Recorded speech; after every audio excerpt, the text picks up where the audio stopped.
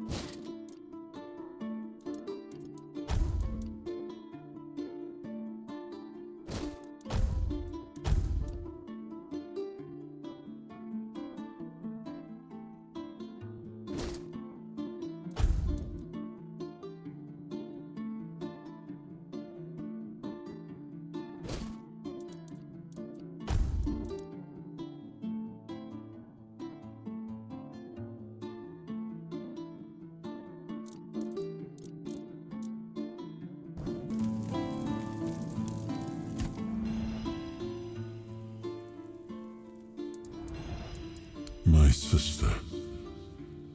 I didn't think I'd ever see her again. She was gone. I've always felt like I failed her. I was her older brother, and it was my responsibility to protect her. And yet, she ended up taking care of me. And she paid dearly for it. I'm still not sure. Kai always stepped into whatever role was needed and made it fit her perfectly. Blind devotion was never something she sought, but if she thought it served a purpose, I know she wouldn't hesitate. I want to see her only as my beloved sister, but that was never all she was. A half-sibling is only halfway to being a bastard, even if acknowledged. Like Morgaine, Kai wasn't well respected at court. But unlike Morgaine, she never met disdain with more disdain. Just pity. The narrow-mindedness of others usually only saddened her.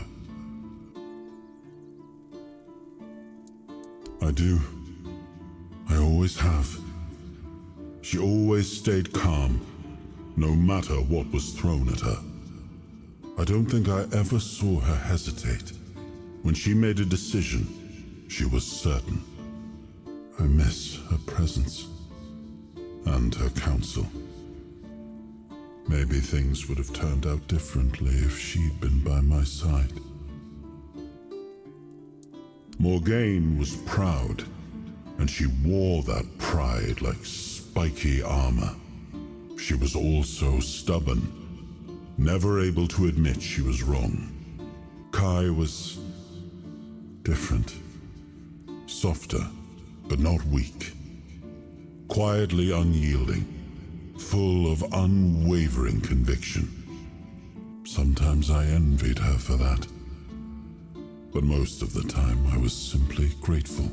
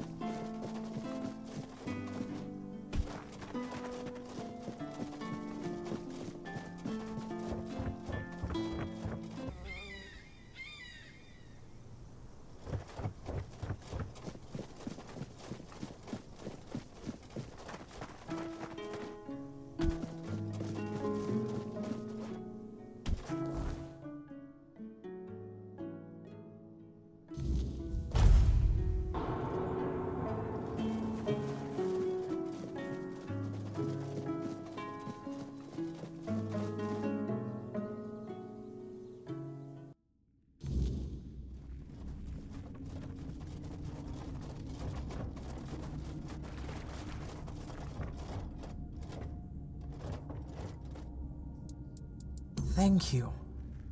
I'll take it to the seers so they can finally stop panicking. You've done well. I'm glad you had decided to become one of us. Killing you would have been such a terrible waste. Now your next task will be a bit different. It will require a certain level of discretion on your part. I didn't say that. Although this time, that would be the preferable outcome, yes. There's a hatchling who was entrusted with a rather delicate mission. His name is Vin. We sent him to Connacht to get close to Legate Denholm.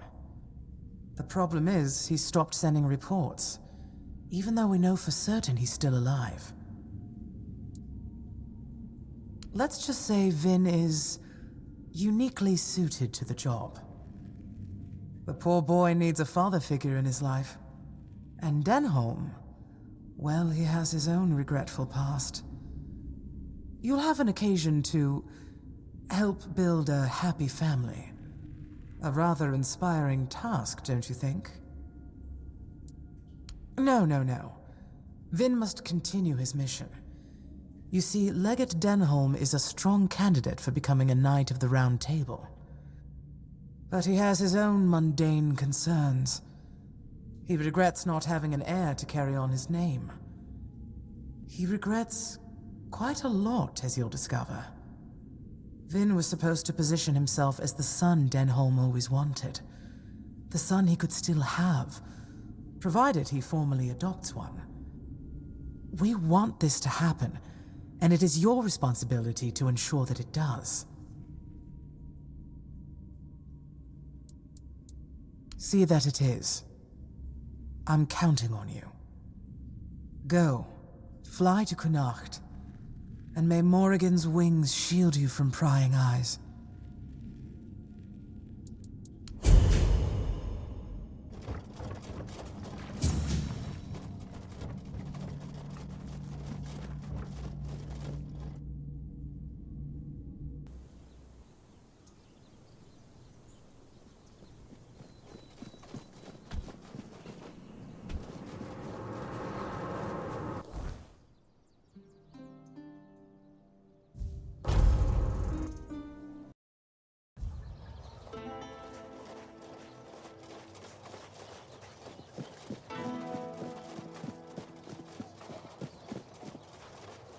Have some spare food or coin?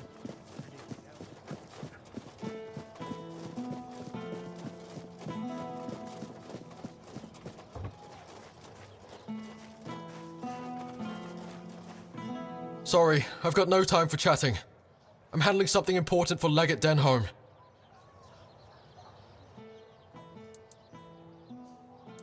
You're with the children. Shit! Fuck! Listen, please don't kill me. I can explain. I've been working on it, I swear. Things were going smoothly, but there's a problem. I think Legate Denholm might actually be my father. I caught him giving me this strange look once, so I asked if something was wrong. He said he used to have a son but lost him young. Said the kid would be at my age now. So I asked how it happened, and Denholm told me. The weirdness got them. Swallowed their entire village. I wasn't with them. And that's exactly what happened to me. Except I survived because my mum told me to run before the weirdness came. I was 6. I don't remember much. Just my mum looking terrified and telling me to run to the town, promising she'd be right behind me. I ran until my legs gave out. Stopped only when I reached the gates. That's when I realized she'd lied. She never followed me. I spent years on the streets after that, until the children found me. But it all lines up. Denholm's local, just like me. If I could remember where my village was, I bet we'd find something to prove it. But it is. I swore to myself that if I ever found that bastard, I'd kill him. I don't even remember having a father. It was always just me and Mum. He probably got what he wanted from her and left. Fine. Maybe he didn't. But he still wasn't there when she needed him the most. And now the children say he's a candidate for a knight. What a joke! What kind of knight abandons his son and the mother of his child to be killed by weird beasts? He doesn't deserve any of it. Of course not. What could he even say? Sorry wouldn't cut it. And that's only if he regrets anything. Honestly, I don't think I could talk to him without wanting to kill him. And shit. I really wanted to succeed in this mission. The children gave me a home after he left us with nothing. But if it's really him, I can't go into this blind. Not knowing would eat me alive. You do that, and you tell me the truth, no matter what it is. Thanks. That means a lot to me. And I know you could have just killed me, so I'm grateful you didn't.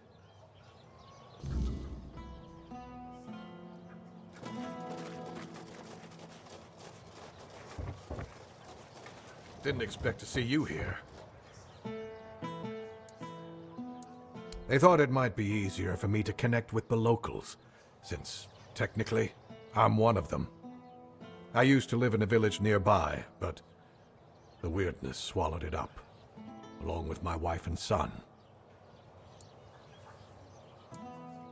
My friends told me they buried them in a crypt near the town. I haven't even had the chance to visit since I got here. Not that I could. After the weirdness and the Red Death swept through the village, I've heard horrible stories of what happened to the people who decided to stay. I wasn't there. I was busy trying to make a name for myself in the army. I rarely came home. I kept telling myself that once I'd earned a decent position, we'd start a new life in Camelot. My son, he barely knew me, but you know how it is. I thought there'd be more time, that there'd always be a future for us. Well, I was wrong. I wasn't even there to bury them. By the time I found out, it was too late. You would do that. Thank you. I wasn't expecting this. But I'll try to prepare a reward for you if you manage to do this. The crypt was locked down after the outbreak, but being Camelot's legate has its perks. Here are the keys that will open the entrance. I'll await your return.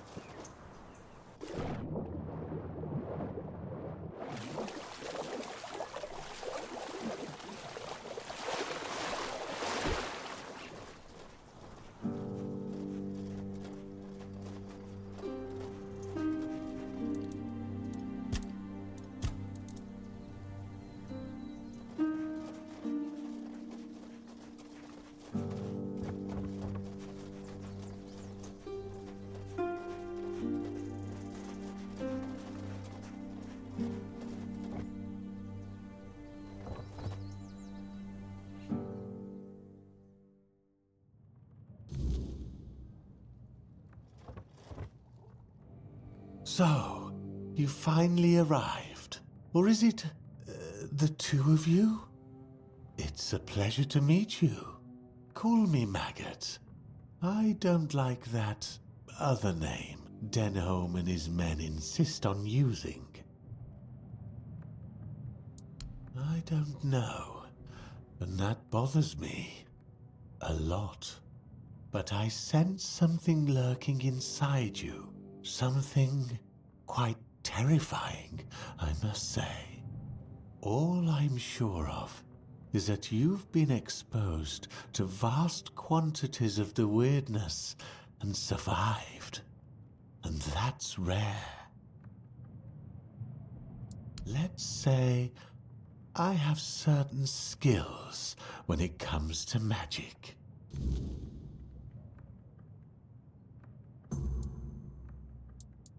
Weird lanterns? Oh, sure, I know about them. They're everywhere these days. Simple tools to keep the weirdness at bay. But, how to make them? That's where things get tricky. I used to know. I had the recipe from my old master, back when I was a proper druid. But it's been years, and my memory's not what it used to be. Sold the recipe, too. Gave it to a merchant named Alwyn.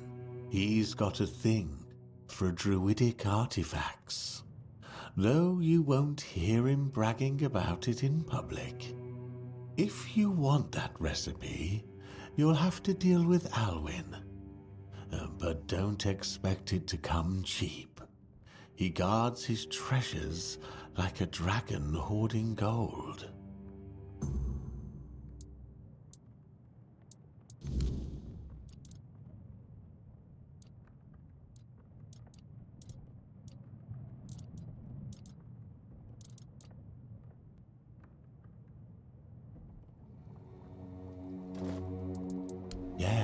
Yes, the Menhir. It responded to your presence. It reacted to you.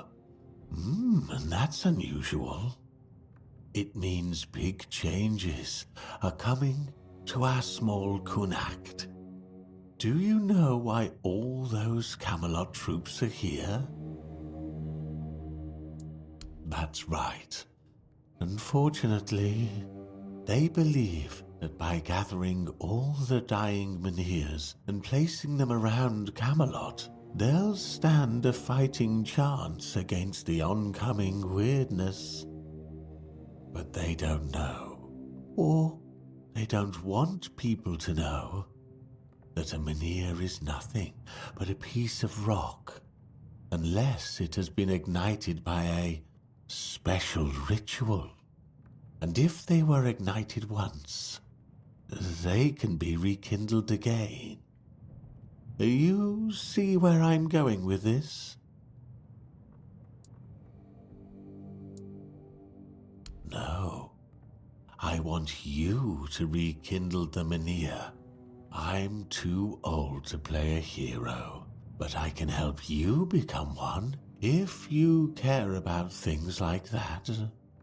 And I, for once, would like to stand on the right side of history.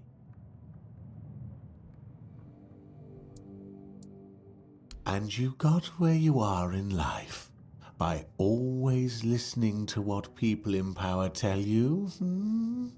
It's your choice, of course, but it won't hurt to listen to what I have in mind before you make your decision. That's the problem, you see. I don't have one. The moment the Menhir reacted to you, I felt something. As if a piece of my brain was trying to tell me something, but I couldn't quite reach it. I suddenly remembered about the Menhir rites, the ritual I told you about, and that there were 2 scrolls that contained it. But where are they? How do I even know that? That's lost on me. So, it looks like we'd have to take a little trip into the recesses of my memory. Literally. Well, not literally. As entertaining as that sounds, you won't be dissecting me. I'm talking about a journey into the subconscious, not an anatomy lesson. Just a bit of mushroom potion and poof, you're on your way. Safest option we've got, relatively speaking.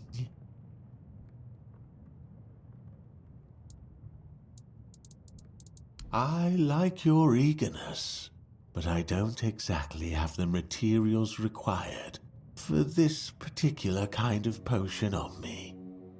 It's not like I'm letting people inside my mind every day, you know. Here's what we'll need in order to make this thing work. Just grab these and bring them back and we'll see what happens.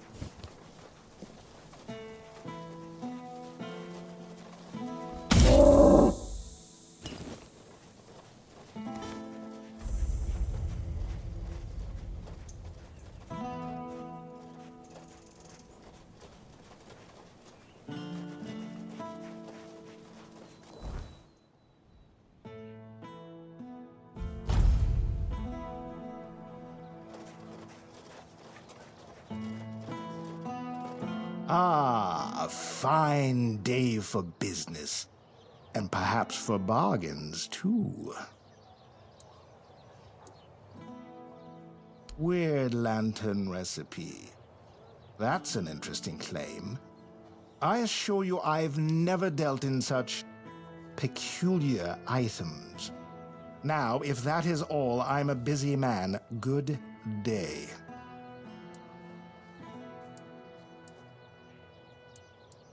I see we've abandoned civility. Very well, you've made your point. Although I warn you, a reputation is easily lost. Fine, take the blasted thing. But don't expect to be welcome in my shop anytime soon.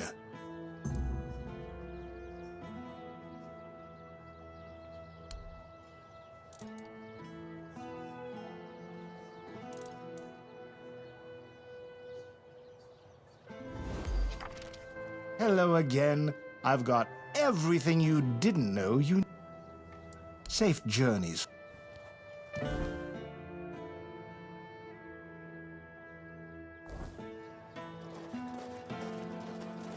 Ah.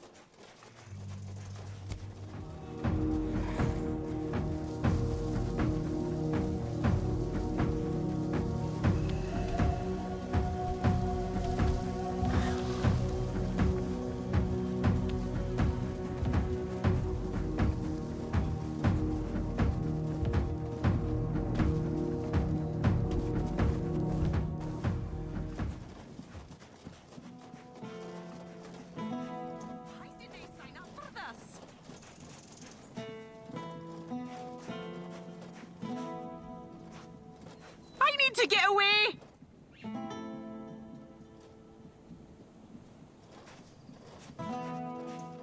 I need to get away!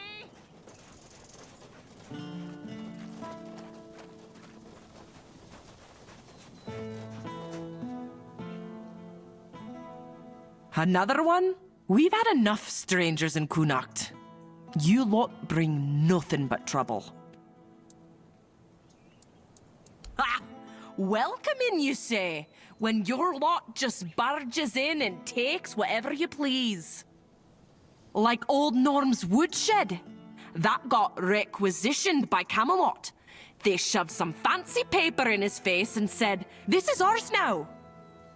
They say it's all fair because Norm got compensated. But what about us, huh? We lent Norm our best axe ages ago, and he left it in that bloody shed. Oh, I tried. They told me everything in that shed now belongs to Camelot. And if I've got a problem, I should go take it up with Norm, since they gave him money for it. Problem is, that coward packed up and left the same day. Either they paid him too much coin for that hovel, or he wanted to be long gone before they checked the place over too close. Nah, they bolted it shut and took off. No clue if they're even using it. But if I tried to get our axe back and they caught me, they'd throw me in for theft. For theft! Can you imagine? Of my own property! I don't know. I don't go poking around in other folks' business. But Norm, he was a quiet one. Kept to himself mostly, though he had a temper on him. Rumor has it a debt collector came to his place once and never came back out. Not that anyone ever found proof that he had anything to do with it, mind you. And it's not like anyone here would shed a tear for one of those leeches. But it could all be hogwash. Maybe the fellow just got eaten by something out on the road. We'll never know. Why? Huh. Maybe you do. But I don't trust folks who offer things for free. They always want something sooner or later. We may not have much, but we're honest folk. Bring me back that axe and I'll pay you. Just don't get caught. Be seeing you.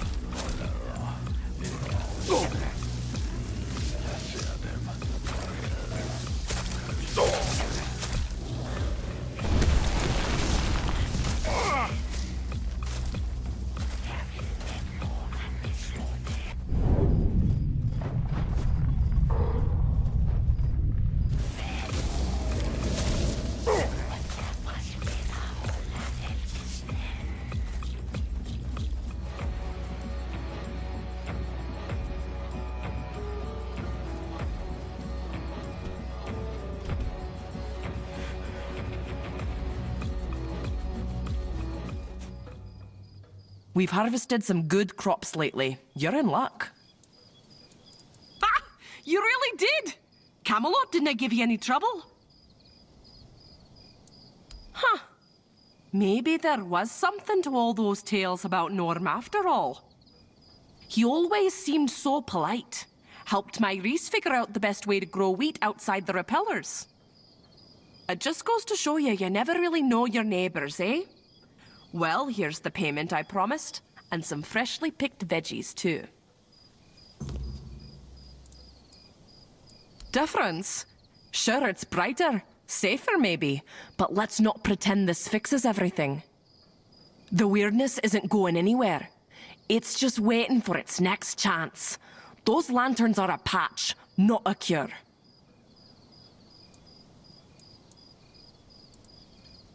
Don't think I'm not grateful. I am. But it's hard to celebrate when you know it won't last. These lanterns may keep the crops safe, but they won't bring back what we've lost. And don't expect me to start singing the Red Church's praises. Ha! I'd sooner thank the chickens for laying eggs than thank a red priest for anything. Eggs, some veggies. There's no much to spare, but we share what we can.